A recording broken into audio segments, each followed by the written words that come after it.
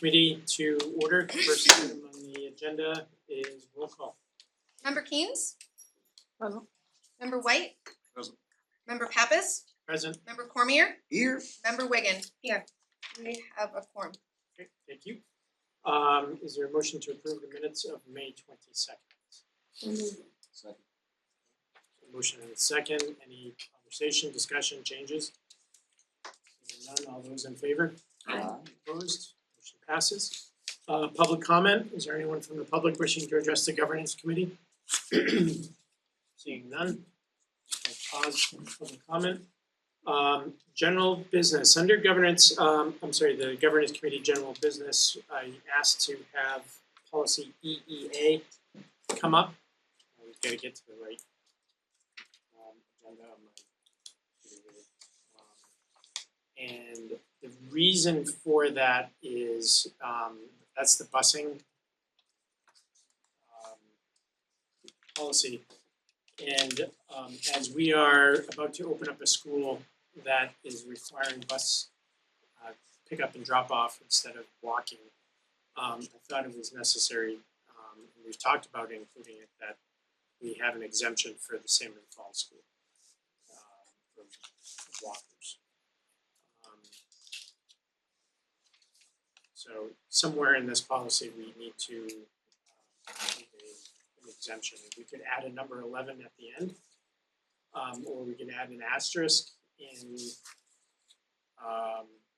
section 1 and 2. Go ahead.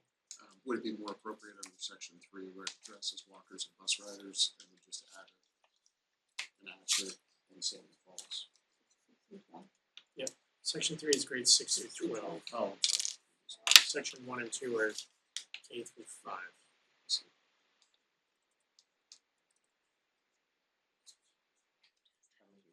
Putting an asterisk, except for Salmon Falls students. See the problem there. This would probably complicate things a little bit, but I wonder if the real tweak is that these distances, we're really measuring like the amount of safe walking distance, so sidewalk areas or areas with trails, which would exclude Salmon Falls because that doesn't exist there. So kind of keep the policy flexible in the future. Sidewalks we're adding there.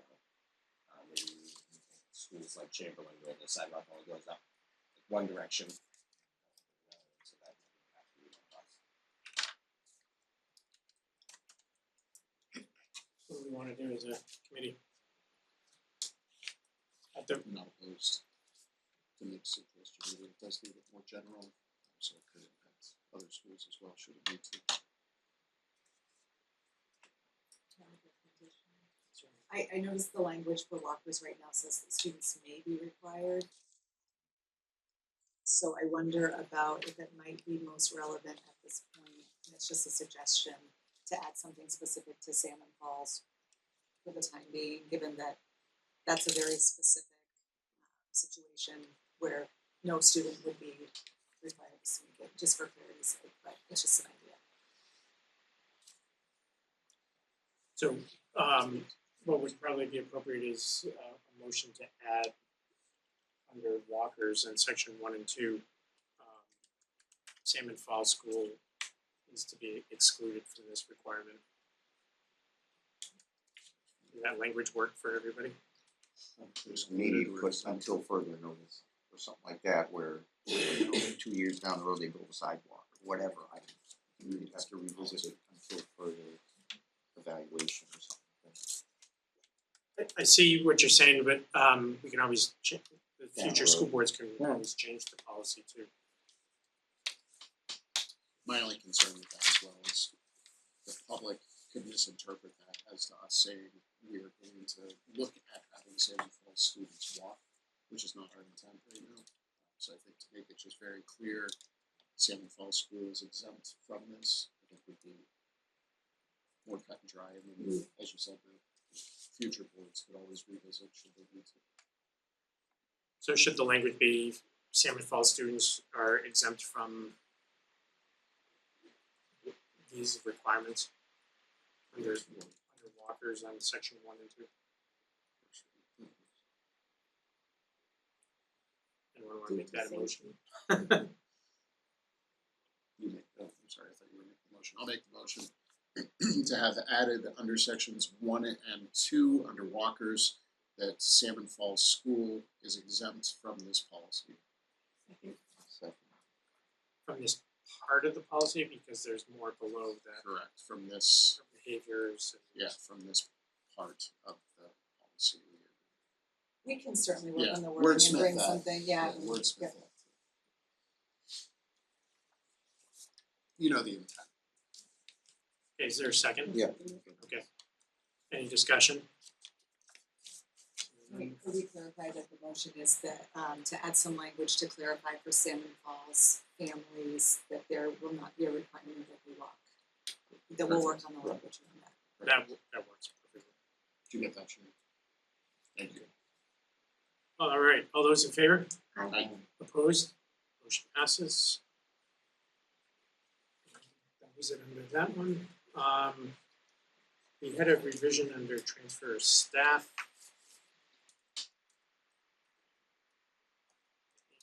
Get to that. And we can see in our backup that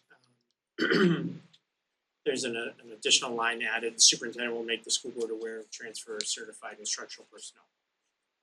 That seems to work for everybody. Yep. Is there a motion to accept that change? Motion to accept the change as proposed. Any discussion? Seeing none, all those in favor? Aye. Opposed? Motion passes. Sending it to full board for first reading. And hiring of non-certified personnel. That policy, is there a change to this? There was a question last month about if there were other policies that overlapped this one, or if there was even a potential of deleting this policy. I think it's our recommendation that we hold on to this policy as written. It allows the superintendent to hire those non-certified personnel such as custodians, paras, et cetera, without needing to wait that timeline that happens with board meetings. So it would be the administration's recommendation that we keep this policy as is. That would not negate the requirement of background checks and all that. Correct. So you don't need a motion. Nope. It's just review. Right, and we did review it in March of this year, so.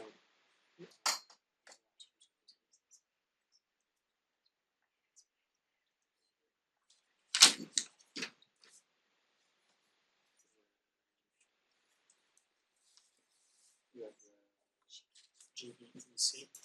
Yes, GBEC is the drug-free workplace and drug-free schools.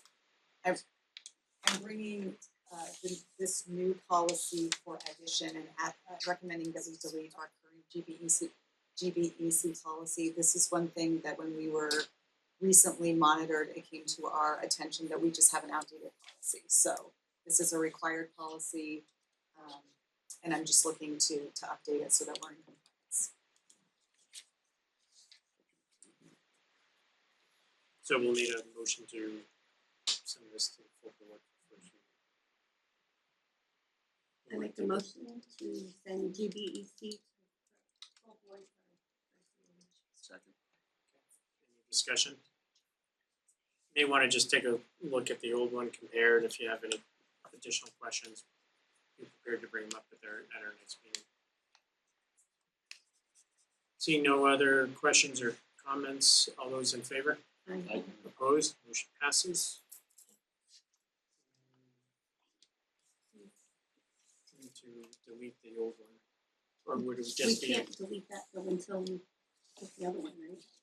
or would it just, the motion be to replace the old one with the new one? Yes. But that has to be a full board vote, and we can't just delete.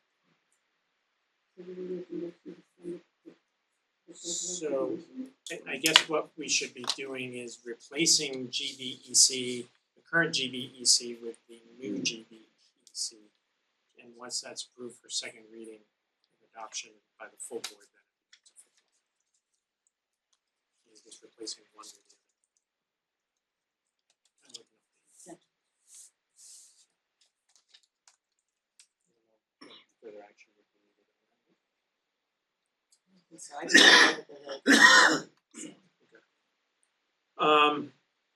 All right, so that brings us to cell phone policy update. Ms. Shirey, is that you with that? Me. Notice Nick doesn't like to smile off his face since she's I am so excited.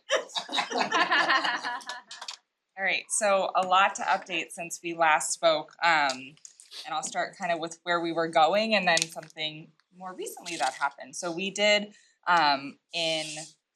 towards the end of May do a survey with our staff to gain their kind of input about having a cell phone policy, again under the approach that House Bill 781 was just dictating that we have one as a district, but not necessarily what it was. So under that lens, we did the survey to get some staff voice and buy-in, and the majority of staff, when given the option, I'm trying to find it. I think over about 65% of staff agreed that a bell-to-bell ban would be what they felt was most effective. So it was the majority of those who took the survey, and the survey asked other things about, how it impacts bullying, mental health, how often is it used for instruction, but the big culmination of that was that they were in favor collectively of a cell phone free school policy. Since then, we started talking about what those two different policies might look like in the event that we decided to go one way or the other, whether it was bell-to-bell ban or simply a policy restricting use. We paused on that because, as we discussed, we knew that some other things were moving through legislation that might dictate just bell-to-bell. And as of this morning, hot off the press, the House and Senate have passed the amendment to the bill that now specifically states prohibited use during the school day. So it's a bell-to-bell ban. So that's making its way through the budget piece now, I think, is like the last leg on it, but essentially we're one of now, it'll be 11 states that have a bell-to-bell ban. I know Vermont just went as well. So with that said, that leaves our next steps to kind of be where we already were. We definitely were getting a jump start on this, but now we have a much clearer vision. So the work becomes this summer, how do we prepare next year our families and our students that there'll be new regulation? And then the biggest piece of this also comes into, it's a new expectation. We know that expectations are hard, rules are tough, rules are often broken. So how are we going to help our students adjust to this new framework? What are we going to do in a way that's effective, but also gives a little bit of grace, because this is going to be a huge shift, as it is for many. But I will say some of our administrators have reached out to colleagues, other school districts, principals, New Hampshire, other states, and often when this is put into effect, like we've said in the past, there's a lot of growing pains, but then it just becomes conduct the way it is. So the next steps will be getting probably a committee together to look at different pieces, the family and student piece, the messaging, how are we preparing them over the summer, what information are we giving them, and then the logistics piece. We've had different discussions about where these phones may or may not go. There's a lot of different ways to do it, and I'm not confident that I could speak to what I think is best for Rochester right now, but there would be conversations exploring, are the phones kept? Are they on the students? Are they away? There's about 1,010,000 systems for having them stored somewhere. So all those things we'll talk through, a lot to consider, but at least now we know that we don't necessarily have to make a choice. The choice has been made for us, for better or worse, and now we just have to have a really strong system. And I did a little data dive and shared it with some of our high school students. Shannon and I had the opportunity to meet with them one last time, and I was able to share with them that if we look back to 2013, which is about when cell phones really became in the hands of ages 13 to 17, that was what we would call like that big moment in time. Just our YRBS scores alone, which measures mental health, risk-taking behavior, student wellness.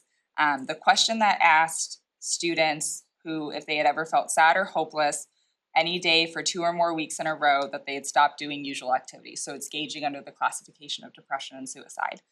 In 2013, our score was 26% of our students reported favorably to feeling that way. And in 2023, it was 47%. So there's a significant increase in obviously what we see as a mental health need with our students. And again, variety of factors. We had some big things happen between 2013 and 2023, but that data could speak to what we think also could be a factor. And then if you look at, other scores, if you look at proficiency standards, nationwide and statewide, we do see a decline in math and reading over the past 15 years by about 15 to 20%. So the data's there. I think we're in a good moment to embrace this, and now we just got to get to work because first day of school is going to come fast, and we want to make sure everyone's ready. And we'll keep you guys updated as we get some more tangible stuff. Thank you very Yeah. much. Any questions? Yeah, thank you.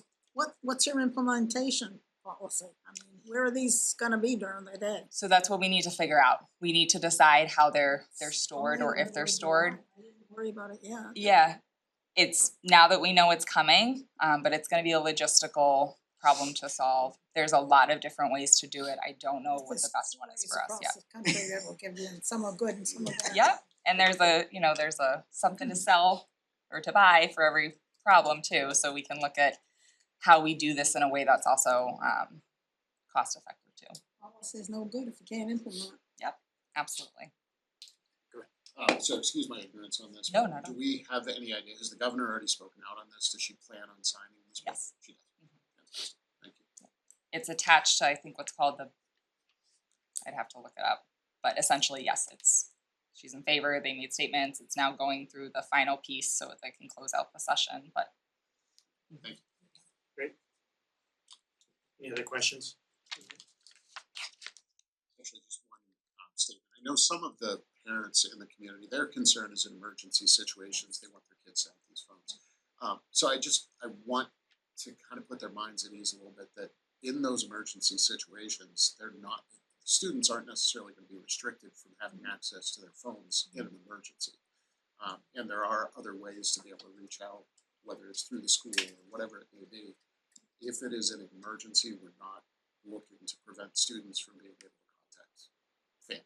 Sure, yeah, and I think that's the part of that logistical planning is we wanna make sure our families have comfort and trust in that we have a plan and a procedure and that they feel like they have what they need to be confident that even if their student doesn't have their cell phone out and ready, that we've also have plenty of things in place to and also more importantly, if students aren't accessible directly by their cell phones, we wanna make sure we're prepared to respond to parents' needs, right? If they're calling, if their kid needs to go to the office, any of those things that maybe we had really well figured out 15 to 20 years ago that just happened.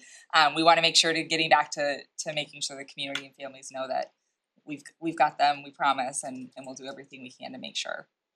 And just one follow-up, I think it's important for us to recognize for our staff as well that we can't have our staff using their phones in front of the students in a situation like this because it's just not setting a good example. Sure. If they're on breaks and they're in the teacher's lounge or whatever it may be, all for it. But if they're in front of students, they need to make sure they're abiding by this as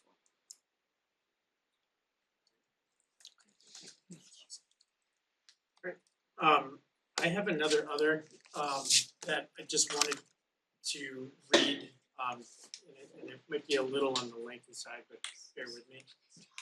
This is in response to a lot of community discussion and mainly on social media and what have you. And I'll read it either the same thing at the next full board meeting or something very similar to it. And pretty much everything I'm going to read comes right from our policy statements, policies. So it's nothing new and whatnot. But I just want to point out a few things. Board policy BA, which is board operational goals, explains exactly what the goals and operations of the board is. It opens with the following statement. The Rochester School Board aims to exemplify American principles of representative democracy. The Rochester School Board shall act as the community decision-making agency for the Rochester Public Schools. To meet the needs of the citizenry and our full legal, civic, social, economic, moral, and ethic responsibilities, the board will work in consultation with the superintendent and in accordance with the statutes and rules of the State Board of Education, determine the educational goals of the district, develop long-range plans, and identify measurable and attainable short-term objectives. The Rochester School Board shall exercise all powers and duties prescribed to them by applicable state and federal laws and the rules of the New Hampshire State Board of Education. Rochester School Board shall function as a nonpartisan, broadly representative corporate body. Each member of the Rochester School Board shall let his or her consideration for the entire district take precedence over partisan and special interests. The Rochester School Board shall adopt clearly defined written policies based on a thorough understanding of the educational process. The Rochester School Board shall conduct school district business in open session except as otherwise provided by law and endeavor every possible means to inform the public concerning the schools. The authority of individual board members is limited to participating in actions taken by the board as a whole. The board and staff shall not be bound in any way by any action taken or statement made by any individual board member, except when such statement or action is pursuant to specific instructions and official action taken by the entire board. So the duties of the board chair are as follows. Number one, sign instruments, acts, and orders necessary to carry out state requirements and the will of the board. Number two, consult with the superintendent in planning of board meeting agendas. Number three, confer with the superintendent on crucial matters that may occur between board meetings. Number four, appoint members to serve on specific committees, subject to full board approval. 5, call emergency meetings of the board as necessary. 6, be the public spokesperson for the board at all times, except as this responsibility is specifically delegated to others. And 7, preside at and be responsible for the orderly conduct of all board meetings. As a presiding officer at all meetings of the board, the chairperson shall, 1, call the meeting to order at the appointed time. 2, announce the business to come before the board in its proper order. 3, enforce the board's policies relating to the order of business and conduct of meetings. And 4, put motions to a vote and announce the vote result. Let's see. We recognize that individual board members are without authority to act relative to school district business. And that I may not, actually I want to point out this is from the board member ethics policy, BCA. Bullet point number 4 states, recognize that individual board members are without authority to act relative to school district business and that may not individually commit the board to any action except as specifically designated to do so by the entire board action. Those all come right from our policies. And I want to talk a minute about integrity of the board. The integrity of the board is maintained by several things: regular elections, wide variety of backgrounds, experiences, and upbringings. The benefit of such a large school board is that this 13-member board ensures that we hold each other accountable to our actions relative to school district policies, city ordinances, and New Hampshire law. The integrity of this board is essential for several reasons. 1, it builds public trust. The awesome responsibility that the public has put in each one of us affects our children as well as the entire community. This public trust requires transparency, honesty, and ethical behavior from all of us, which in turn fosters trust between the board and the public we serve. 2, it ensures accountability. Board members must be accountable for their actions and decisions. Integrity means they act in the public's best interest, avoiding conflicts of interest or corruption, which protects the board's legitimacy. Number 3, promotes fair decision-making. With integrity, decisions are made based on facts, fairness, and adherence to laws and policies, rather than personal gain or bias. This upholds justice and equity within the trust given to each one of us. 4, it protects reputation. The reputation of public institutions depends on the integrity of their leaders. When board members demonstrate integrity, it enhances the organization's credibility and effectiveness. 5, encourages ethical culture. Integrity on this board sets the tone for an ethical culture throughout the entire Rochester School District, the board, the staff, and students. We set the standard and should be a model for our students and community to follow. Number 6, supports effective governance. Integrity ensures compliance with legal and ethical standards, enabling smooth operations and reducing risks of legal issues or scandals. In summary, integrity is the foundation that sustains public confidence, ethical governance, and effective decision-making. Despite what one might read on social media, individual posts, or even petitions, I want to state that Mr. Downs has run this board with integrity. While Mr. Downs and I have not always seen eye to eye on issues, I totally respect him and approve of the job he's done as chair. His job is to run effective meetings, put items to a vote, recognize members to speak at meetings, and ensure proper following of board policies, and he has done exactly that. Accusation has been thrown at him, accusing him of retribution, seeking to bring police into our schools to arrest our students and worse. Some members of the public sitting behind a computer screen have attacked his family, crossing that line of decency, resulting in his own children questioning these false accusations. So let me repeat a few key points.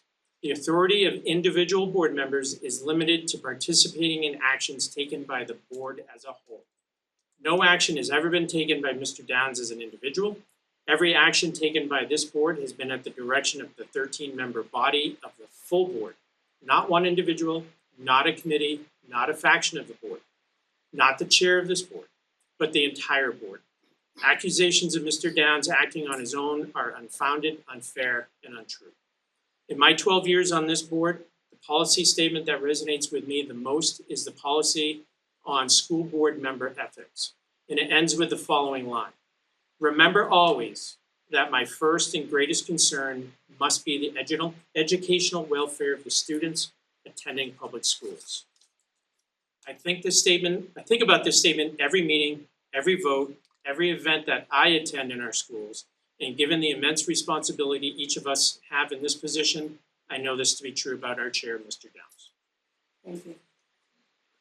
So I just wanted to put that out there, especially people watching at home. Because I know there aren't a lot of public here at this point, but I wanted to make that clear, and I intend to make a similar statement at the next full board. Any other? Yeah, a couple real quick things here. I wonder, we all have gotten a slew of emails over the last week or so. I wonder at an upcoming governance committee meeting, if there is a review of, I think it's BEDJ, which is public participation in board meetings, and BEDDA, which is board meeting rules of procedure and order. Just because I know, like I said, we've received an email, a couple emails about that. And then if I may, Mr. Chair. Yeah. Along those same lines, just for review, we had a lot of staff come last weekend and talk about the decision-making process that went into hiring an administrator. And so revisiting those policies, they were cited in that meeting, but GCD, which is professional staff hiring, GBB, which is staff involvement in decision-making, JFB, which is student involvement in decision-making, which hasn't been revised since 2013. That might be worth our while. I think we have kind of danced around this idea of getting really tight on the hiring process for administrators, so we know what that's supposed to look like, so there's consistency there, but probably worth bringing up at a future meeting. I do have one more. Sorry, this will be my last one. Can I make a comment Sure. on one of the policies you mentioned? Student participation. I know I came to this committee regarding, I might have been the full board, regarding student participation on the school board. I've reached out to Mr. Roy at the high school, and he and I are going to work with some students in August to try to iron out a new policy to bring to the board for your consideration. Last thing, and we talked about this last fall. I feel like this might have come up fairly recently too. Policy CM, which is school district annual report. I'm not sure what the timeline is to submit that, and I can imagine in the last 10 days of being on the job, I'm not sure if this would be your role or if this would be your role, Allison. But we haven't had one in the city report since 2020, and I won't go through all the reasons why I think it's really valuable record, but I'd be happy to share with you some of the recent ones and how you can find them, and if it's possible to get a report in the next city, the next city report, I think would be valuable practice to start over again.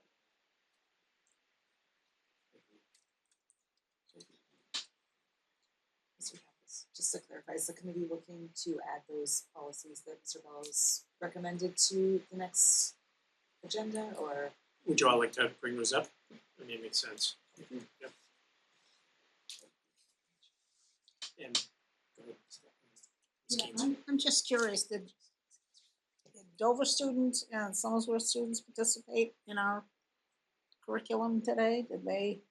Cause I mean, there seems to be a confusion about, it's a federal holiday, but not apparently necessarily a state holiday today, the 19th, Juneteenth. So I think we ought to get on board with whatever the majority are doing. That's, Well, students aren't in session today. Their school is done, but it was a work day for all staff except custodians, I believe, right?